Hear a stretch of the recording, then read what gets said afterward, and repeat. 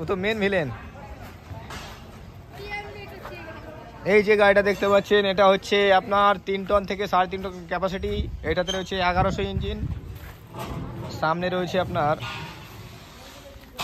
Hydraulic Jack সহ বড় tyre fitting, এর সাথে ছোট হাতির গিয়ার বক্স, পিক আপের ডিফারেন্সিয়াল, এমআরএফ কোম্পানির 15 সাইজের চাকা, 195 80D 15 চাকা সাইজ নাম্বার।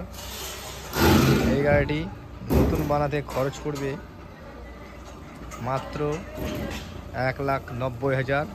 যে সমস্ত ব্যক্তি চাইছেন এই গাড়িটি বানাতে তারা অতি অবশ্যই আমাদের সাথে যোগাযোগ করুন।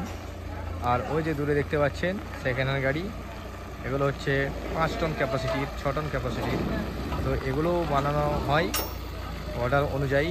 আর এটা সেকেন্ড হ্যান্ড নিতে চাইলে যোগাযোগ করবেন।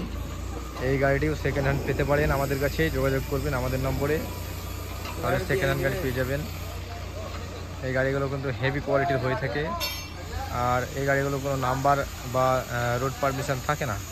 তবুও যে সমস্ত গ্রামগঞ্জের যারা চাষের কাজে ইউজ করতে চান, অর্থাৎ ধান বই নিয়ে যাওয়া আসা, গরুর খাবার বই নিয়ে যাওয়া আসা, এছাড়া বিভিন্ন রকমের সিমেন্টের কারখানাতে ইউজ করতে পারেন, সিমেন্টের গোডাউনে ইউজ করতে পারেন। এই গাড়িটি খুবই অল্প টাকা ইনভেস্ট করে আপনি প্রচুর পরিমাণে ইনকাম করতে পারবেন।